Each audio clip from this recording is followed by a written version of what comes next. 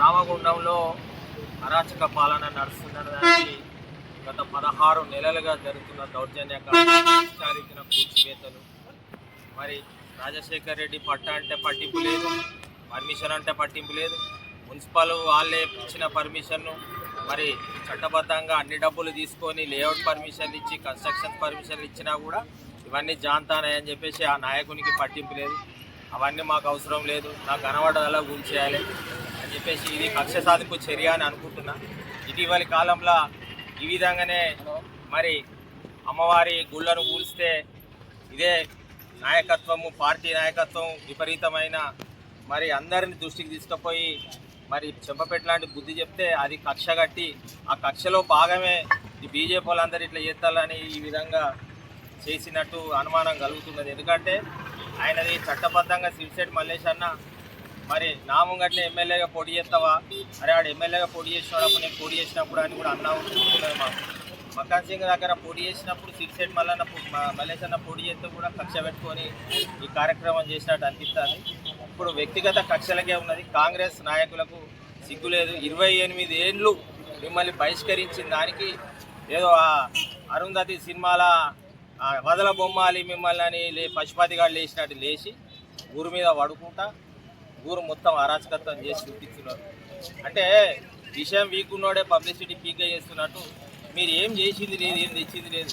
1x800 అని చెప్పేసి 2 సంవత్సరాల నుంచి ఊదగొట్టి 4-5 పాల ప్యాకెట్లు పోసుకున్నారు.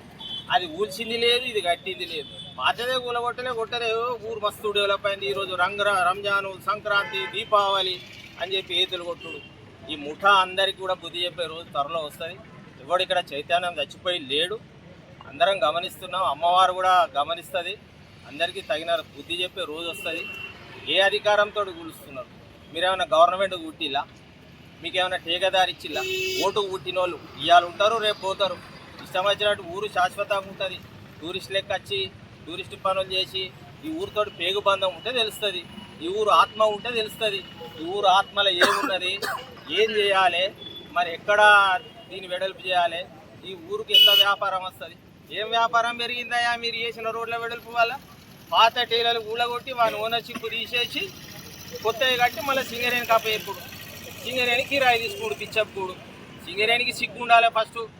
సింగరేణి అనేటోడు ఇక్కడ నువ్వు ఏమి లేనప్పుడు వచ్చి ఇక్కడ మోరికి కాలువలు, లొందలు, బొందలు ఉంటే వచ్చి కట్టుకొని డెవలప్ చేసుకున్న దాన్ని ఈరోజు మళ్ళీ చెరబట్టి మళ్ళీ నీ కిరాయి రూపంలో మీకు సిగ్గు లేదు.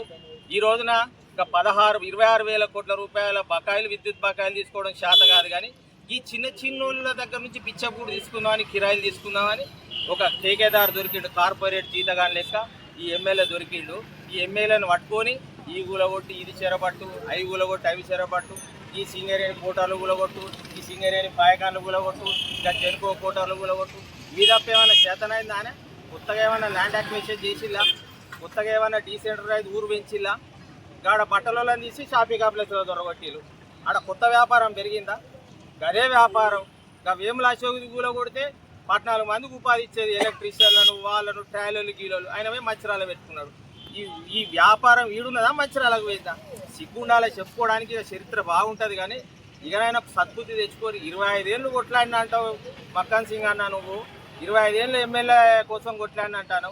25 ఏళ్ళ తర్వాత వచ్చిన అవకాశాన్ని ఈ విధంగా దుర్వినియోగం చేస్తావా? నీకు చెప్పేటోళ్ళు లేడా? ఓ ముఠా ఉన్నది, నీ చెవులు కొరికేటోడు ఉన్నాడు. మరి నువ్వెందుకు కాటగలుగుతున్నావు? కనీసము ఈ మల్లేష్ అన్నది కూలగొట్టే ముందు అయ్యా మేము మరి ఇక్కడ అభివృద్ధికి ఉన్నది అడ్డం ఉంటుంది, ఇంకోటి ఉంటుంది, మేము ఆడ పెట్టాలి, అది లౌక్యంగా చేసుకోవాలి. కానీ జబర్దస్తిగా చేసి ఇక ఏది ఆ లకలకలక సినిమాల పొయ్యండ్రా కాల్చండ్రా నూనె అన్నట్టు ఇష్టం వచ్చినట్టు చేస్తే చెల్లదు. ఇది ప్రజాస్వామ్యం. ఇప్పటికే మీకు బుద్ధి అవసరం. ఇక ఎక్స్పైరీ డేట్ దగ్గరకు వస్తుంది. ఇంకొక సంవత్సరం తర్వాత మిమ్మల్ని చూసి ఉండడు, ఇంకో సంవత్సరం పారిపోతారు. ఇదే జరుగుతుంది ఊళ్ళే. ఇట్లా నిరంకుశత్వం చేసినవాడు ఎక్కువ రోజులు కాలం జల్లిండు. ఇది దౌర్జన్యకాండను సహించదు. గోదావరి కానీ చైతన్యవంతమైనదే, ఎప్పుడు కూడా చైతన్యవంతం చూపిస్తుంది. అది ఏ విధంగా చూపించాలి? కాలంబు రాగానే కాటేసి తీరాలని కాలేజ్ అన్నట్టు కాలం వచ్చినప్పుడు ఖచ్చితంగా కాటేయబడతారు. మీరంతా మీ అందరికీ బుద్ధి వస్తుంది. ఊళ్ళే తిరగదు, అమ్మో ఈయనతోటి కనబడ్డ ఫోటోలు డిలీట్ చేసుకోవాలనే పరిస్థితి వస్తుంది. అప్పుడు ఏదైతే ఆ ఎమ్మెల్యే కంట పడతామని ఈయనతోటి ఫోటో దిగలేదు, ఈ ఎమ్మెల్యే కంట పడతామని ఆయనతోటి ఫోటో దిగలేదు. అదే పరిస్థితి మీకు కూడా వస్తుంది. ఊరు బహిష్కరణకు గురవుతారు. ఈ ఊరికి ఏ పేగు బంధం లేని వాళ్ళు ఈడు ఉంటారు. మా కర్మ అది.